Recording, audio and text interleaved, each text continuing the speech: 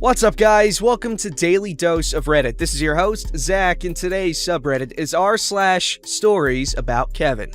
This story is called Part 2, How Kevin Managed to Graduate from College with a Physics Degree, Integrated Masters. It was a bumpy ride. Part 2 out of 3. So I hope we established by now that this Kevin is a special Kevin. He is Physics Kevin, except physics didn't sit right with him, as I am about to tell you. His 4th year and his thought process. In case you were wondering, the seagull problem continued throughout all his time in college. Granted that it was less frequent, but he still insisted on having lunch outside from time to time. He still insisted on taking notes on his laptop and storm off when it shut down for lacking battery occasionally. So one day, Kevin shows up with a broken foot and a swollen eye. Of course, me and my friends asked what happened, if he was okay, was he robbed, did he fall from a bike? If you think that the answer is going to be something stupid, you are right. Apparently, he was walking on the sidewalk and a car splashed him with some water. Out of pure spite, he kicked one of those metal concrete balls that the city council puts on sidewalks so people won't park there, hence the broken foot. We laughed, he laughed, this was too funny. But then I said,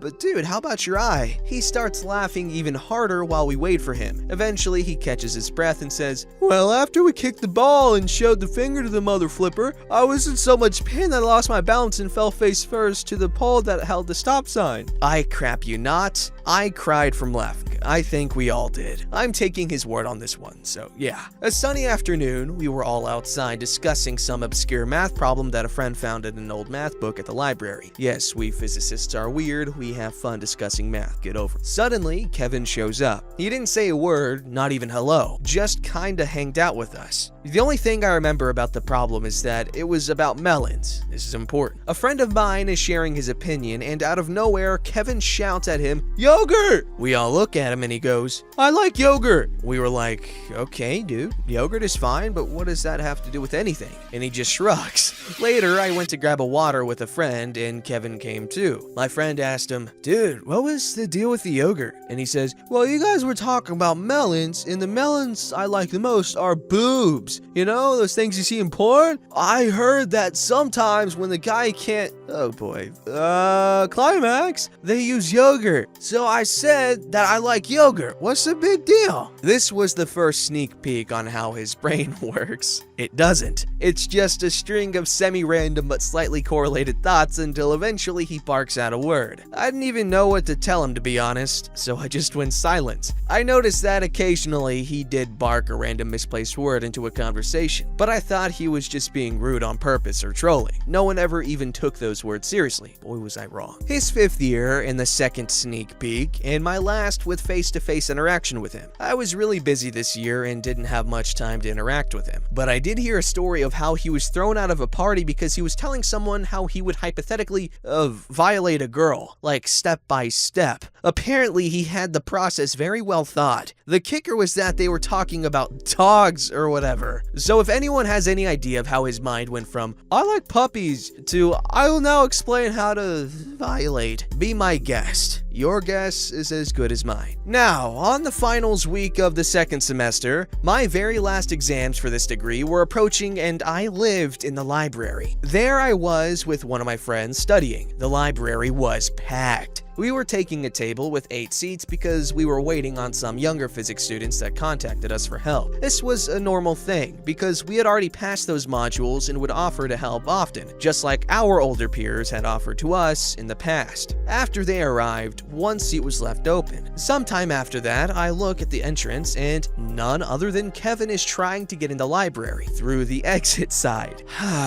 Our library had those turnstiles like most subways. One to enter and one to exit, and he was losing a battle with the exit turnstile while trying to get in. I signal him to the other turnstile. He waves at me smiling and keeps trying to enter through the exit.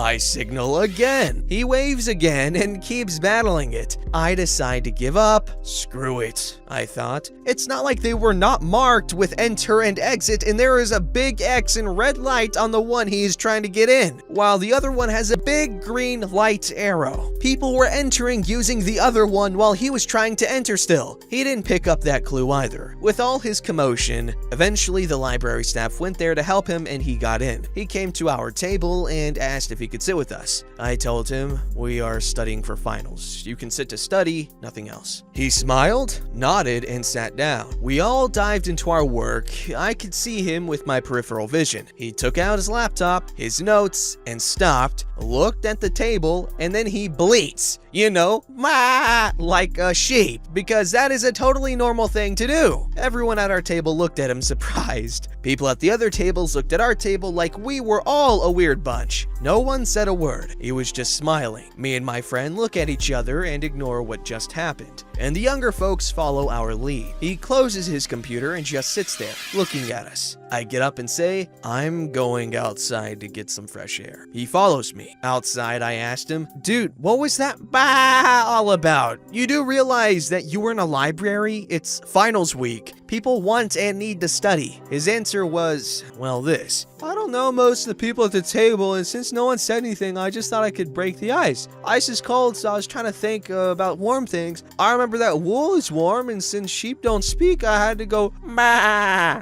I was speechless. I was positive that he was trolling me hard. I was looking at him, and he had this expression as if he was really worried that people weren't talking to each other and not getting along. What? What? You decided to break the ice by imitating a sheep? Are you on drugs? Dude, I appreciate your concern, but we are studying. If you want to talk to people, go to the cafeteria. A bunch of people from our department are there chatting. He responds with a smile. Oh, okay, thank you. See ya. And leaves. I go in again, told our table that he left, and they pointed out that he left his things behind. I assumed he would just come back for them. He didn't. The library kept them for him until I ran into him 2 days later, and he was telling me how he must have lost his backpack with his laptop and notes 2 days ago on the subway or something, because he couldn't find it at home. I told him his things were in the library. He looked confused. I mentioned the bleed incident. Something clicked in his brain. He smiled and said, good, I'll pick him up tomorrow. I'm not studying today anyway, and went home. 6th year, I was working in another town and didn't witness anything special. I didn't make an effort to actually keep up with his Kevinness. I had someone commenting that he failed a module because he turned in a report that he wrote by himself but put another name rather than his name. When asked about it, he said that he wanted to see what would happen just for fun, since there was no student with that name enrolled on that module. The sense of his actions? It beats me. No sense at all. 7th year, I was taking a second degree abroad, medical physics, and on my holidays, I returned to my country and visited some friends at the uni. I had one single encounter with him. I see him at the entrance of the physics department. Hey man, how are you? He is super happy to see me and shakes my hand, then says, I haven't seen you around. And I keep him up to date with my life. Then ask him if he's finishing his degree this year. He responds, no, I just got my mark on quantum mechanics exam. I scored 1 out of 20. I was like, dude, that's a 3rd year module. How many attempts have you done already? He says, 7, give or take. Scored 1 in all of them. To lift the mood of the conversation, I jokingly said, maybe you should ask the professor to stop normalizing your grade. Math joke.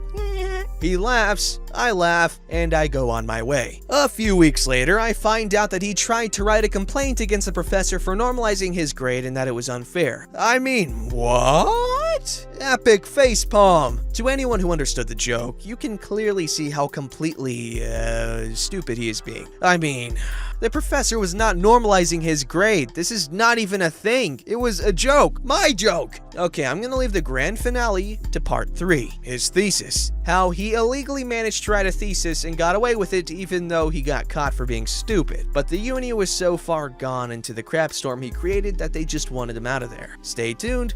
Dude, the Chronicles of Physics Kevin, man, such a wonderful series of stories. Oh man, that guy needs something. I don't even know if help is the word I'm looking for. Maybe a nice, cool needle, you know, euthanization. Kidding, maybe not. This story's called, I Have Known This Kevina from 2 Separate Jobs. Well, I'm honestly not sure how to start/format this, but I have to get this out there to let others know this Kevina. Backstory. I just got a job at Goodwill in my local area and was trying to find a reason just not to say screw it and leave. The Goodwill was the saddest place that I have ever had the unfortunate displeasure to work in, and everyone was either leaving or moving to a different Goodwill. At this point, I'm looking to get a job at a local grocery store with some friends, and my new boss is starting to flirt with me, which I had no idea at the time she was flirting. And to top it all off, we got new shift leads. One of these shift leads was Kevina. Let me say this at the get-go.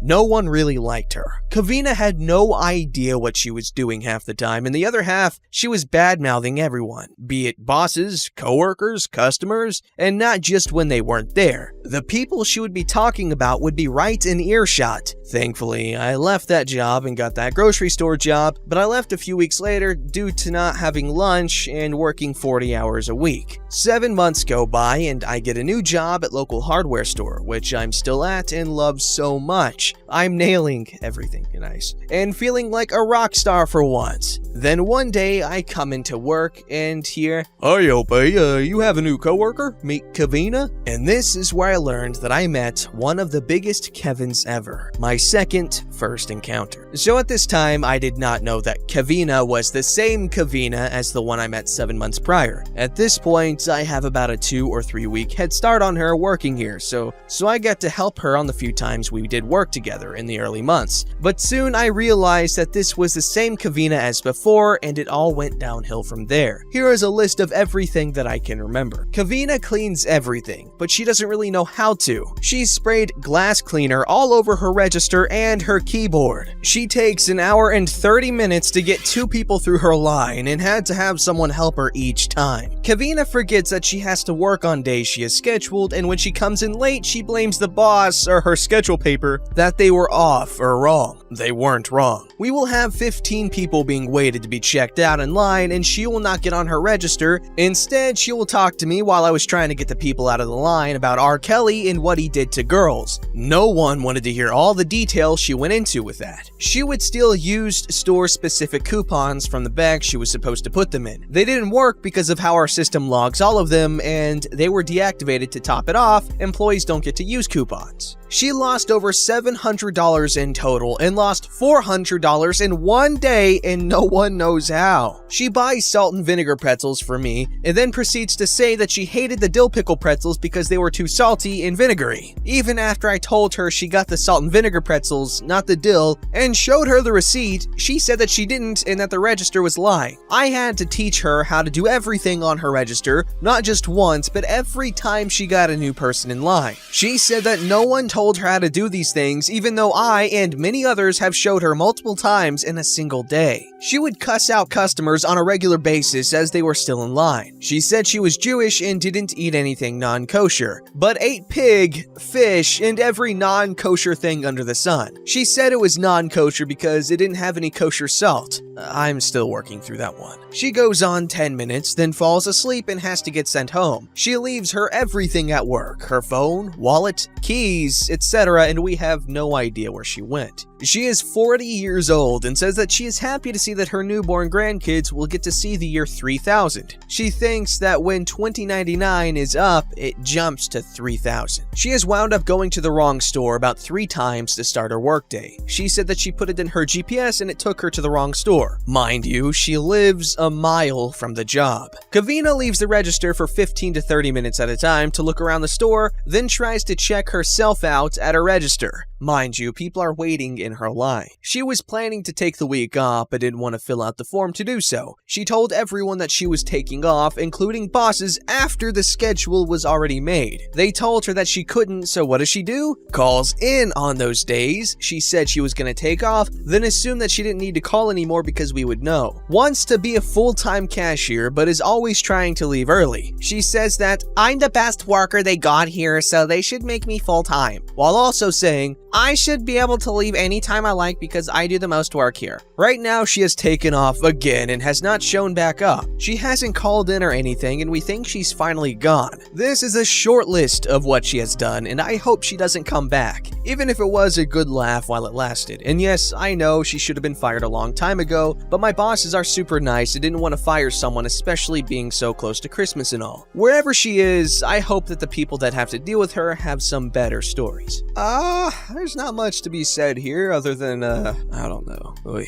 Don't forget to like, subscribe, and hit that bell to never miss an episode.